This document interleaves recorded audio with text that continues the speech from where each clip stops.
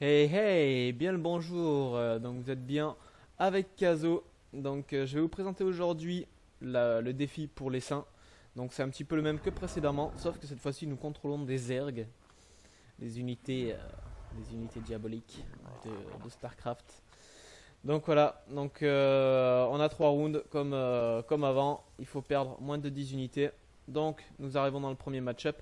Donc c'est-à-dire des colosses. Des colosses, donc j'ai envoyé les quatre ultras, ça suffira largement. Voilà, je les place comme ça, ce qui fait entre autres, les colosses vont arriver, vont se retrouver au milieu. Et je sors mes ultras et le cleave de mes ultras va faire super mal. Donc il va falloir Burrow, donc l'ultra qui est focus, voilà. Comme ça il ne meurt pas, ça évite de perdre une unité. Et voilà, le reste a été fait.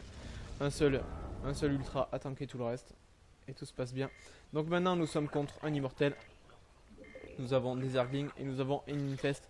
Donc c'est un Infest anciennement wall, donc avec de grosses différences par rapport à maintenant. Donc il a un contrôle neural, voilà. Les marines contaminées c'est juste pour le fun. Il n'a pas besoin. Voilà, un contrôle mental. Ensuite vous cliquez A avec vos Zerglings dessus. Et voilà. Maintenant nous avons des Dislos contre les Hydras. Donc ce qu'il va falloir c'est mettre déjà les Hydras en ligne. Et Burrow le plus rapidement possible à chaque fois les Hydras qui sont focus. Ce qui permettra d'en perdre quasiment aucun si vous le réussissez bien. Donc à chaque fois que vous voyez les lasers venir sur un Hydra, vous le Burrow, vous l'enterrez donc avec la touche R. Ce qui fait que vous allez perdre très peu d'Hydra. Voilà, là on voit qu'on a perdu qu'un seul Hydra pour le moment. Et voilà, donc comment ne pas perdre beaucoup d'Hydra. Il suffit juste de faire ça. Si vous ne faites pas ça, vous allez en perdre énormément. Je dirais que vous allez en perdre presque une dizaine si vous ne le faites pas correctement. Donc là nous avons donc dans le round 2 des Zerglings, des... je me rappelle plus ce que c'était le deuxième, des Stalkers tout en haut, ouais, des Dislokers. Donc Dislokers on va envoyer les Mutas et l'Infest. En bas on va envoyer les Cafards contre les Stalkers. Et en haut on a envoyé les Ultras contre les Stalkers. Et les Cafards contre les Zélotes pardon. Donc voilà, Cafards contre Zélotes, on a le bureau. On a le déplacement souterrain aussi, utile à savoir. D'ailleurs, quand vous avez le déplacement avec les cafards, le skin des cafards change aussi. Vous pouvez le vérifier, ils ont des petites piques sur la tête. Donc c'est ce qui peut vous donner des informations en game pour vous dire que les cafards ont le déplacement souterrain ou pas. Il n'y a pas de skin pour le bureau, mais il y a le skin pour le déplacement souterrain. Donc voilà, quand vous voyez que vous avez des hydras un petit peu faibles, vous essayez de les mettre, ne pas les mettre trop au contact. Là, voilà, j'ai failli perdre un cafard. Donc on le renterre. Donc je rappelle aussi que le déplacement bureau permet au cafard de se régénérer beaucoup plus vite en étant enterré. Voilà. Puis après vous jouez avec les zélotes. Vous enterrez des petits groupes qui sont devant par exemple. Vous les ressortez quelques temps après, ils sont full life et c'est bon. Voilà, pas bien compliqué. Donc celui-là, théoriquement, vous devriez ne pas perdre de zélotes. Donc là, on a l'Infest, les mutas contre les dislos. Donc on balance la ligne d'œuf. Donc pour ça j'ai fait un shift click avec T en spam avec le clic gauche. Et ça me permet de produire les terrains infestés en même temps. Donc les terrains infestés qui sont là pour pré-tanker. Ensuite on bouge les mutas qui se font focus. Un petit peu comme les hydras tout à l'heure, sauf que là on peut pas les enterrer. Mais on les recule à la place. Et donc ça permet de pas perdre d'unité.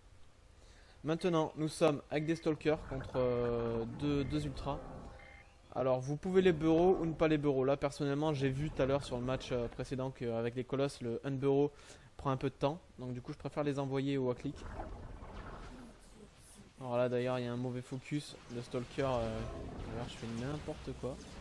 Mais bon ça passe quand même. Voilà, bien utiliser les dégâts de zone de l'ultra. Je le rappelle, les ultras font des dégâts de zone. Nous sommes sur wall, donc il a des bonus contre les blindés, ce qui n'est plus le cas maintenant. Donc voilà, 40 contre les blindés, 15 contre les légers.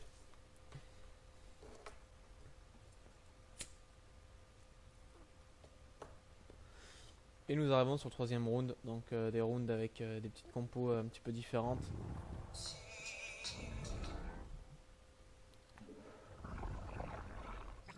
Donc nous avons... alors j'envoie tous mes corrupteurs en haut contre les colosses. Ensuite en bas j'envoie l'Infest, les Ultras et les cafards. Et au milieu j'ai envoyé tout ce qui me restait. C'est-à-dire uniquement les Broodlords, ce qui devrait faire largement l'affaire. Je vais vous montrer un petit peu comment je procède. Donc là les cafards ils sont presque limite inutiles. Je vais quand même m'en servir, mais avant je me rappelle quand j'avais fait ce défi, donc au début de Wall, je m'en étais même pas servi. Donc j'envoie tout. Pensez à bien enterrer aussi les unités qui sont focus. Voilà, là c'est l'ultra. Et ensuite c'est un gros clic. Rien de bien spécial. Après pensez à bien tuer l'immortel aussi, qui est en contrôle mental. Donc le contrôle mental n'a pas de durée de vie. C'est-à-dire qu'il peut durer éternellement.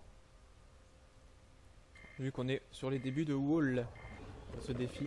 Donc voilà, maintenant on va prendre les Broodlords, on va essayer de les mettre un peu en ligne. Nous avons des Zélotes et des Archontes. Donc il faut bien focus les Archontes, voilà, pour les empêcher d'avancer.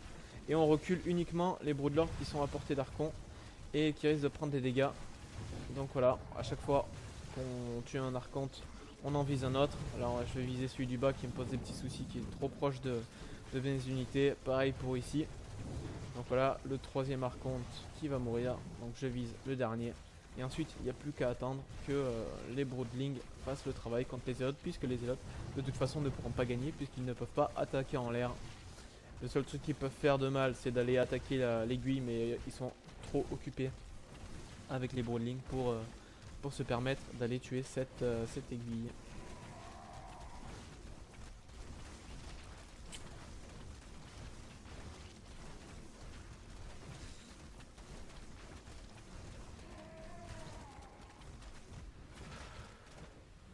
Voilà, voilà.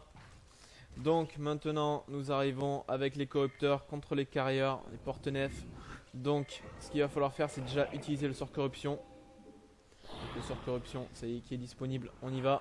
Et on focus bien évidemment les carrières et non les interceptors. Vous faites bien attention à ça. Et vous reculez à chaque fois l'unité qui se fait focus. Donc là c'est fait. Voilà, on a d'autres unités, mais là il n'y a plus que deux carrières. Ça fait pas de gros dégâts. Donc là on peut finir. Donc là on voit même que je me permets de taper les interceptors, c'est pas forcément utile. Et voilà, donc on a perdu 0 troupes sur ce round, 0 sur le deuxième et 1 sur le premier. Donc assez simple, puisque c'était mon premier essai pour vous faire cette vidéo là. Donc voilà, j'espère que cette vidéo vous aura beaucoup aidé. En espérant, si vous avez des questions, n'hésitez pas à les poser, j'essaierai d'y répondre le plus rapidement possible et le plus précisément possible. Si vous avez d'autres idées de vidéos, si vous avez des hauts faits que vous voulez faire ou des tutos que vous souhaitez qu'on vous explique, les tutos vont commencer à arriver prochainement. Donc avec Raziel, on va s'en occuper. On va vous préparer des tutos sur les 3 races. On va commencer à vous faire un tuto sur la mule et sur l'économie. Comment optimiser votre économie sur les bases. Donc voilà, les prochains tutos devraient pas tarder à arriver maintenant qu'on a récupéré nos logiciels de montage. Tout devrait bien se passer et devrait arriver assez vite. Donc déjà merci de nous suivre. N'hésitez pas à vous abonner, à parler de nous et laisser des commentaires si jamais vous avez des questions ou des choses qui ne vous semblent pas très claires. Donc merci de nous avoir suivis, puis on se dit à bientôt donc pour une prochaine vidéo.